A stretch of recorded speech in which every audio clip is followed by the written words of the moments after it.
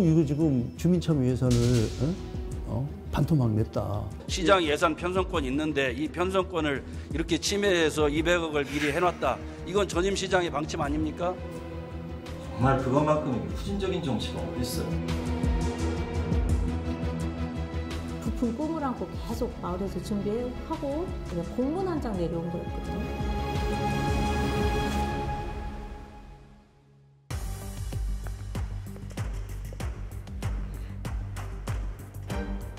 지금 보시는 화면은 대전 월평동에 있는 선사유적지의 반풍경입니다. 푸른 불빛이 멋스럽고 분위기 있죠. 대전 선사유적지 돌담길은 경관 조명이 설치되면서 주민들의 야경 명소가 됐습니다. 이 아이디어는 바로 대전시 주민참여 예산제를 통해 만들어졌습니다.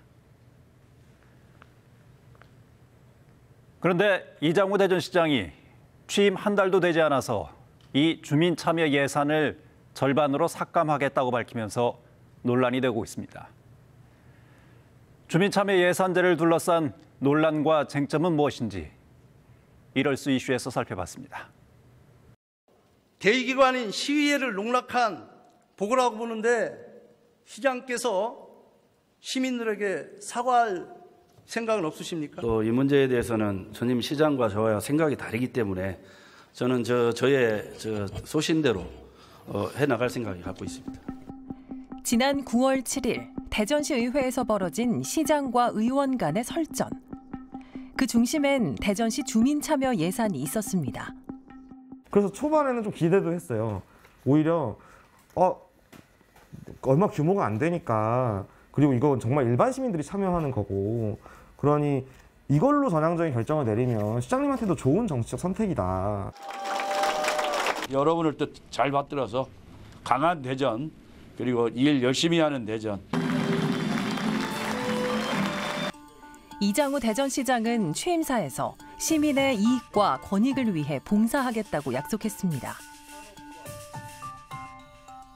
그런데 이장우 대전시장은 취임 한 달도 되지 않아 주민참여 예산을 절반으로 삭감했습니다. 시 재정이 어렵다는 이유입니다. 하지만 주민참여 예산 사업 공고가 3월에 끝나고 사업 제출을 마친 상황. 갑작스런 삭감으로 주민들은 혼란에 빠졌습니다. 예산 규모에 대해서 다 안내를 한 상황이었어요. 그러다 보니 총회 당일날 주민들은 알게 된 거고 주민자치위원들은 며칠 전에 알게 된 거죠. 공문 한 장 내려온 거였거든요. 그래서 주민들도 많이 분노를 하셨죠. 주민참여 예산제도는 지자체의 일부 예산을 주민이 직접 편성하는 제도입니다. 주민 누구나 마을의 문제를 논의하고 해결 과제를 찾아 신청하면 됩니다. 주민참여 예산은 법에서도 명시하고 있는데요. 지자체는 예산 편성과 집행 과정에서 주민이 참여할 수 있도록 방안을 마련해야 합니다.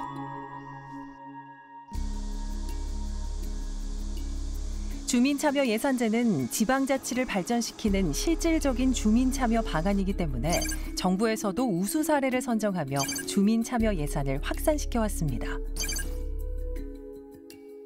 주민참여 예산제와 같은 제도를 통해서 경험하도록 하게 하고 우리 마을의 문제를 얘기하고 대전시의 얘기를 하다 보니까 뭔가 이게 나도 좀 뿌듯해지는 이런 것들, 이런 경험들 쌓도록 해주는 게 정부의 몫이라고 얘기를 하는 거거든요. 주민참여 예산의 가장 보편적인 방식은 주민들에게 사업 모집 후 지원하는 사업 공모 방식입니다.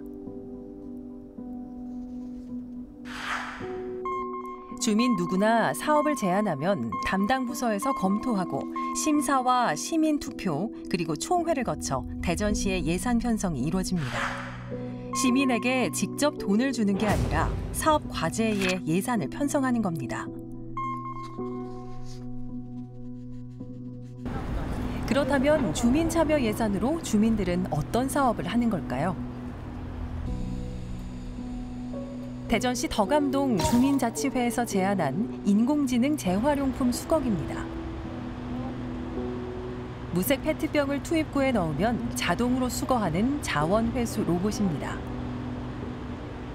주민참여자에서 만들으셨다 하는데 되게 편리하고 이거 자원을 그냥 돌아다니면서 많이 버려주시는데 그걸 갖다가 제가 수시로 넣으니까요. 첫째는 동네가 깨끗해서 더 많이 만들어서 자원을 더 많이 했으면 좋겠어요. 기기에 빈 페트병을 넣으면 주민에게 적립금을 지급함으로써 자율적으로 자원 순환을 돕는데요. 사용법도 매우 간단해서 주민 누구나 쉽게 이용할 수 있습니다. 아주 인기가 좋습니다. 그래서 대덕구뿐만 아니라 서구나 유성구까지 확산이 돼서 지금은 대전에서 가장 핫한 환경 저희가 해결할 수 있는 방안으로 지금 떠오르고 있습니다. 주민 참여 예산 사업들은 생각보다 우리 일상 곳곳에 스며들어 있습니다. 대전 도시철도 1호선에 설치된 인공지능 방역 로봇도 주민의 아이디어와 주민 참여 예산으로 탄생했습니다. 코로나19 상황에서 상시 방역을 위한 로봇입니다. 대전시는 2007년부터 주민 참여 예산 제도를 도입하고 2014년에 조례 제정을 마쳤습니다. 행안부에서도 우수 사례로 수차례 선정됐습니다. 2020년 이후에는 사업이 매해 1000건 넘게 신청되며 시민의 참여도 높아졌습니다. 이에 따라 예산 규모도 늘었습니다. 2018년 30억이던 주민 참여 예산은 2020년 150억으로 2021년 200억으로 증액됐습니다. 제가 주민참여 예산제에 저도 이제 의견을 내고 그것에 이제 협의도 하고 투표도 진행을 하면서 제가 세금을 내는 납세자로서의 의무를 다하고 그거에 대한 혜택을 누리고 있고 그러니까 살아가는 거에 제가 이제 만족도가 높아진다라는 걸 느꼈어요. 그런데 대전시는 왜 주민참여 예산을 갑자기 절반으로 삭감한 걸까요?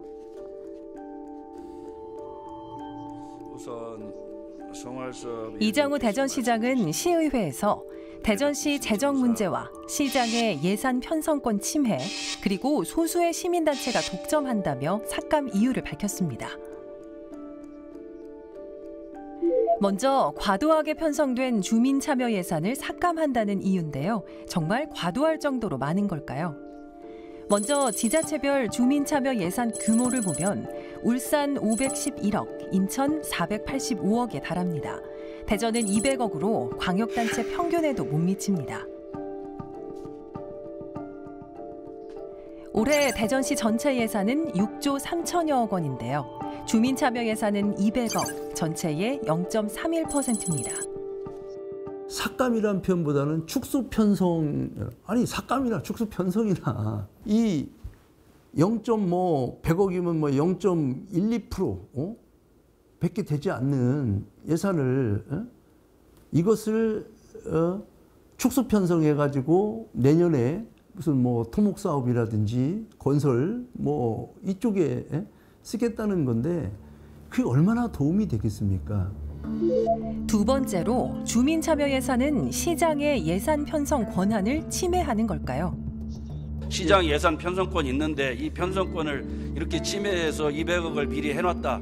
이건 전임 시장의 방침 아닙니까? 민주적 정당성을 선거를 통해서 획득한 구의원, 시의원하고 그 다음에 어디서 왔는지도 모르는 사람들이 계시는 주민 참여 예산하고 도대체 우리가 어떤 게 대한민국의 민주주의 시스템에 부합하느냐? 당연히 전자죠.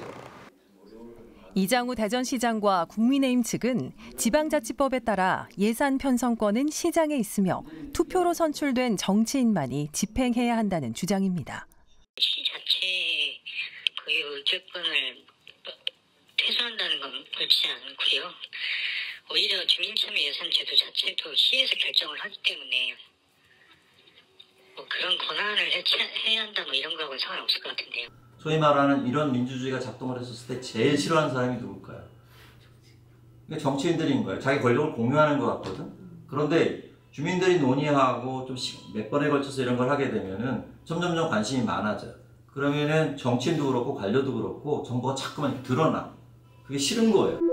마지막으로 주민 참여 예산을 소수의 시민단체가 독점하고 있다는 주장입니다.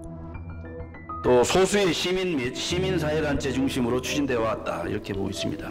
주민참여 예산이라는 것을 통해서 우리 시민들의 민주의식을 함양하고자 한다면 시민단체가 본인들이 회비를 걷어가지고요. 본인들이 특강을 열면 돼요. 지금은 제가 볼 때는 이거 시민단체가 아니라 유착단체가 됐어요. 관유착단체. 해당 주장에 대해 주무부서인 대전시 참여예산팀에 직접 확인해봤습니다. 그거는 이제 저희는 이제 제안을 받을 때는 이름하고 어느 구인지 이것만 알고 있기 때문에 그런 내용은 저희가 알지 못합니다. 구조상 저희가 그런 거를 파악을 할 수가 없는 구조지요. 시민단체요? 어떤 시민단체? 극소수라는 표현은 뭐 어떤 사업이든 행정을 펼쳐도 모든 시민들이 관심을 갖고 다 하지는 않잖아요. 저는 14년부터 계속 활동을 하면서 그 관심 있고 그 용어에 익숙해진 시민들은 점점 늘어나고 있다라고 저는 장담할 수 있어요. 이장우 시장의 주장과 일방적인 예산 삭감에 분노한 시민들은 기자회견을 열었습니다. 예산 삭감 철회하라! 또한 주민참여 예산에 참여해온 주민들은 시민 400여 명의 서명을 받아 대전시에 주민참여 예산 운영과 관련한 토론회를 청구했습니다.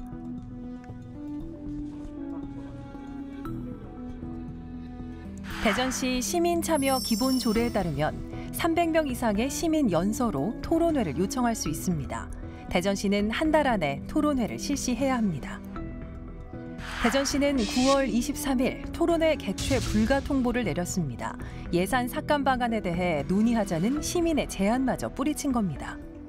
이거를 토론회가 시민과 함께하는 토론회이기 때문에 서로 잘 준비해서 이것들이 저희 이제 참여하시지 못하는 다른 시민들도 시정에 대해서 같이 고민하는 자리가 됐으면 좋겠는데 이것 또한 또 시민을 무시하는 행위지 않나라는 생각이 듭니다.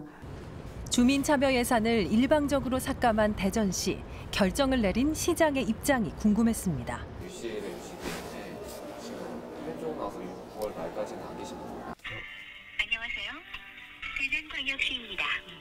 코로나 바이러스 감염증 예방 네. 주민참여예산제 관련해서 담당 부서랑은 인터뷰를 했고요. 이장우 시장님 입장도 좀 알고 싶어서요.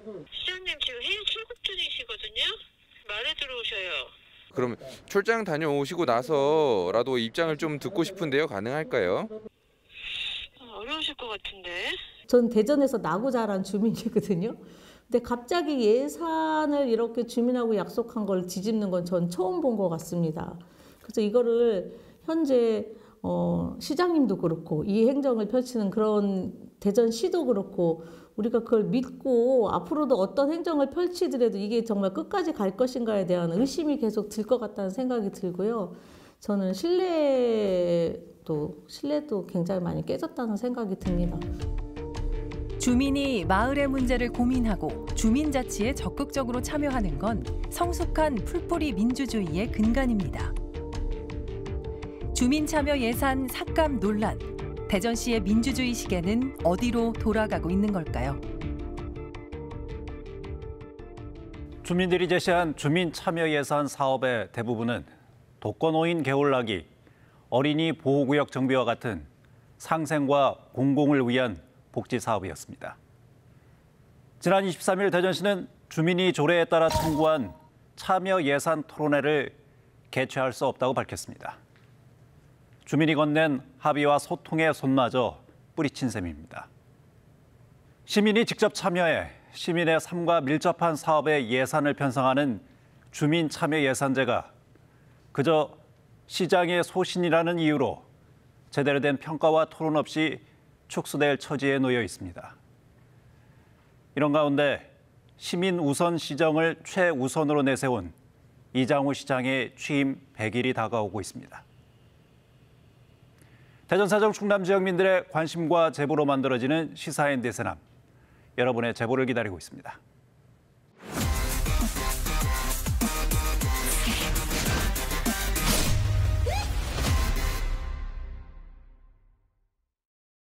여러분 주변에는 혹시 학교 폭력으로 힘들어하는 아이들이 있습니까? 있다면 그 아이들은 어떻게 피해를 극복하고 있을까요? 전국 최초 학교 폭력 피해자 치유기관인 해맑음센터로 현지인이 찾아가 봤습니다. 얘들아 안녕. 처음에 아이들이 굉장히 우울감도 많이 느끼고 불안함도 많이 느끼는 상태로 옵니다. 제 눈도 못 마주치거나 말하는 것도 굉장히 힘들어하는 경우들도 많고요. 근데 본인들도 노력을 하면서 여기서 잘 적응해 보려는 노력을 기울이고 선생님들도 그에 발 맞춰서 다시 이제 학교로 돌아가서 잘 생활할 수 있다는 용기를 심어줍니다. 이런 같이 동행하는 과정을 통해서 아이들이 회복해서 다시 학교로 가보겠다 스스로 얘기하고 학교에 복귀하는 모습을 볼 때면 그 이상 가는 보답이 없는 것 같아요.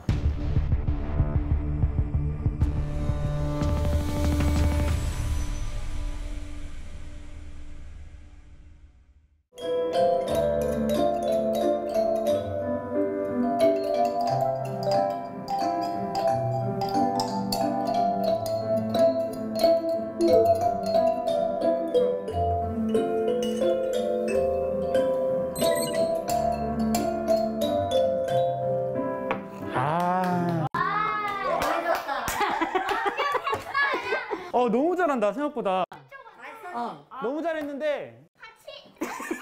안녕하세요. 저는 해맑음센터에서 상담지원 팀장을 맡고 있는 이동원입니다. 우리 해맑음센터는 학교폭력 피해 학생들을 전담하고 있는 기숙형 치유센터입니다. 학교폭력 피해를 당해서 오는 친구들은 불안이나 우울, 외상 후 스트레스 문제 등을 많이 가지게 됩니다. 이런 학생들과 함께 우리 선생님들이 함께 동행하면서 아이들을 치유하고 회복하는 데 전념을 다하고 있습니다. 좋아, 오케이.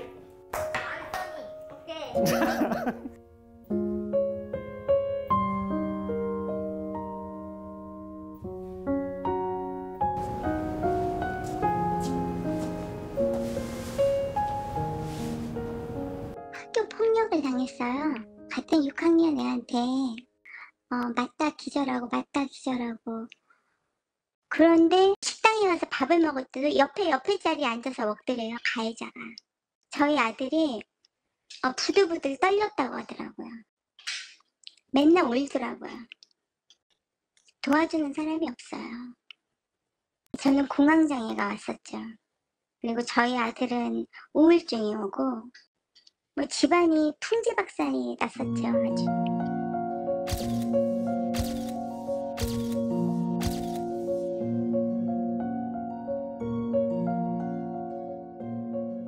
저는 우리나라 사회가 학교폭력 문제에 대해서 특히 폭력 문제나 이런 거에 대해서 가해자 선도에 좀 많이 초점을 맞추고 있다는 생각이 많이 듭니다. 물론 가해 학생도 학생이기 때문에 그에 따른 교육이나 교화나 이런 게 많이 필요합니다. 선도도 당연히 필요하고요. 그렇지만 선도라는 이름에 가려져서 아이들이 잘못한 행위에 대해서 제대로 처벌을 하고 있는가 생각하면 그렇지는 않은 것 같아요. 저도 학교폭력대책심의위원회 위원으로 참여를 해봤지만 한편으로는 굉장히 미온적으로 처벌이 내려지는 경우들이 많이 있고요. 그러다 보니까 피해 학생들은 오히려 정작 외면받는 현실이 있습니다.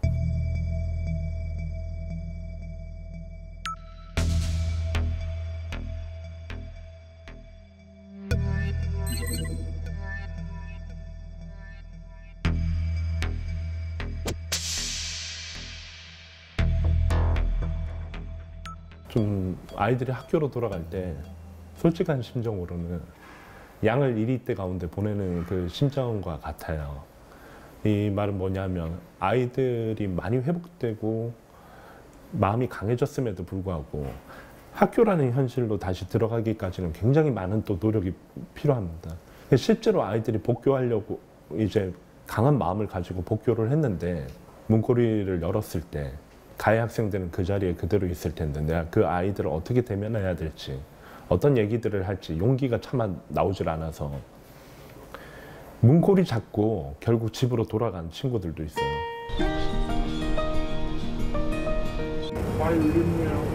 그냥 한번 과감하게 한번 그려봐. 실패해도 괜찮으니까 다 연습이야, 연습.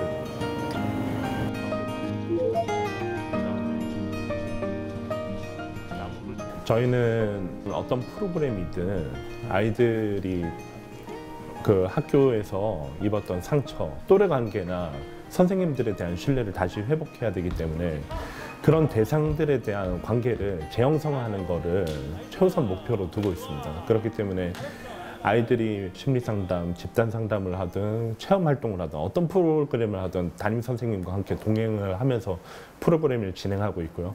그리고 아이들 간에 계속 소통을 할 수 있는 그런 시간들을 많이 마련하고 있습니다. 그 시간들을 통해서 아이들이 자존감을 회복하고 통제감을 찾도록 하는데 저희가 최우선 목표를 두고 있습니다.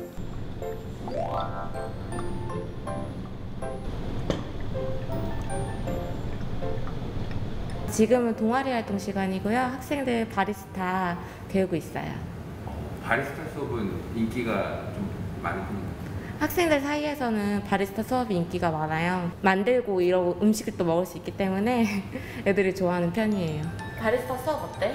좋은 것 같아요.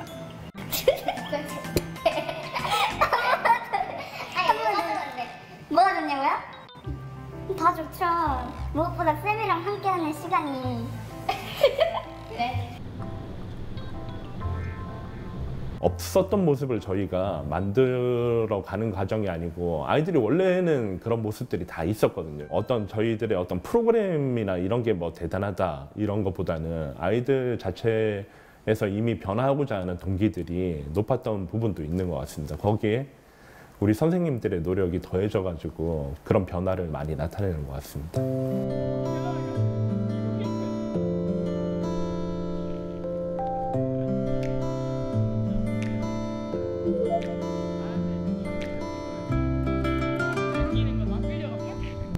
일단은 다 가족처럼 다 잘 지내고 그 부분이 가장 좋은 것 같아요. 아무래도 여기는 피해 받아서 온 건데 약간 그런 부분도 이해를 해주면서 네가 말했던 것처럼 가족처럼 이제 막 해준다는 점이 약간 진짜 가족이 있는 것처럼 조금 더 포근하게 안아주는 그렇게 돼서 약간 여기 있으면 전에 있던 상처들이 약간 치유가 되는 느낌이 많이 들어요.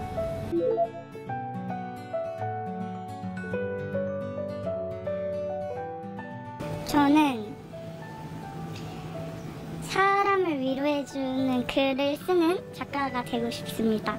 그 책들이 뭔가 사람한테 위로받는 것 말고도 글이 위로해주는 그런 게 좀 있는 것 같아서 네. 제가 꼭 하고 싶은 거는 청소년 상담사. 저는 여기 선생님들을 보면은 약간 대단하시고 약간 본받고 싶다라는 점이 가장 먼저 들고 아무래도 제가 꿈이 상담사 부분도 있다 했잖아요. 그러다 보니까 약간 선생님들을 보면서 조금 더 자세하게 알 수 있는 시간이 되는 것 같아요.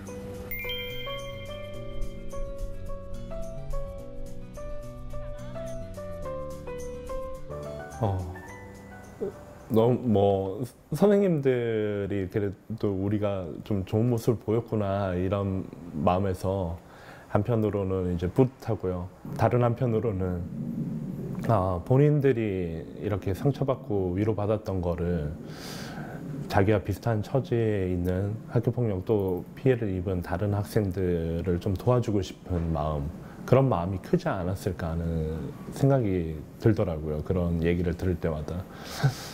그래서 도와주려고 하는 거는 너무 좋은 마음이고, 근데 본인들이 그 정도로 누군가를 도와주고 싶다는 건 다른 한편으로는 내가 도움 받고 싶었다, 굉장히 힘든 순간에 도움 받고 싶었다라는 그런 의미이기도 해서 한편으로는 안쓰러운 마음도 들기도 하더라고요. 예.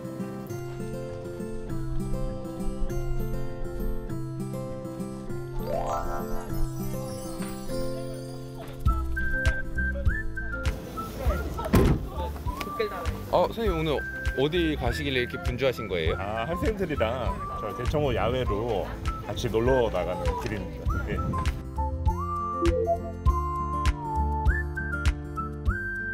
얘들아 출발할게. 저희가 한 줄 세우기 교육을 하고 있잖아요. 경쟁에서 누군가 짓밟고 일어나야지만 이 사회에서 성공할 수 있다는 걸 어른들이 교육을 시키고 있는데 그 과정에서 공동체를 생각하고 또래 친구들을 생각하고 같이 더불어 함께 걷자라는 인식을 주기는 굉장히 힘든 사실은 교육 환경인 것 같아요. 진짜 학교 폭력을 없애고 싶은 마음이 교육 당국에서 있다면 사실은 교육 제도나 이런 부분에 대해서도 좀 고민을 해봐야 되고 우리 아이들한테 우리가 무엇을 교육하고 있는가를 생각해 봐야 되지 않나는 생각이 들기도 합니다. 앞에 좀 숙이고 얘네가 이렇게 너무 큰 거. 하나, 둘, 셋.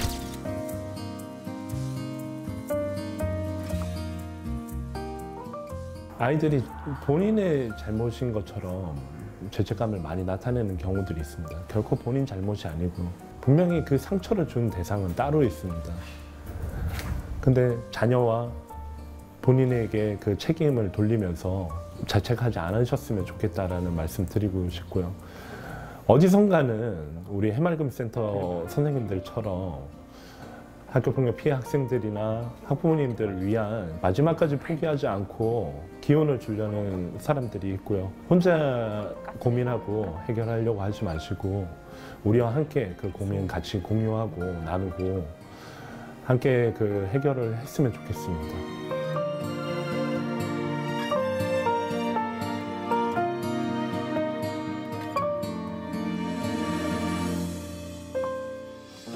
학교폭력의 아픔 속에 고통받는 피해자들과 지켜주지 못했다는 죄책감 속에 살아가야 하는 피해 가족들. 이들의 마음을 우리가 얼마나 헤아릴 수 있을까요? 학교와 친구, 선생님과의 무너진 신뢰가 회복되기를 진심으로 바랍니다. 이장호 시장은 대전에서 열리는 UCLG 총회를 홍보하겠다며 8박 11일간의 해외 순방길에 나섰습니다. UCLG는 유엔이 인정한 세계 최대의 지방정부 기구로 지방자치 분권을 발전시켜 사회와 지역의 문제를 해결하자는 취지로 결성됐습니다. 지방자치가 성공하기 위해서는 주민 참여가 반드시 필요하지요. 하지만 주민을 위한 참여 예산을 절반으로 삭감하고 주민의 의견 청취와 소통을 위한 토론회도 거부하면서 정작 국제 무대에서는 지방자치 분권을 피력하는 것을 과연 어떻게 받아들여야 할지 모르겠습니다. 시사인 대사람, 다음 시간에 뵙겠습니다.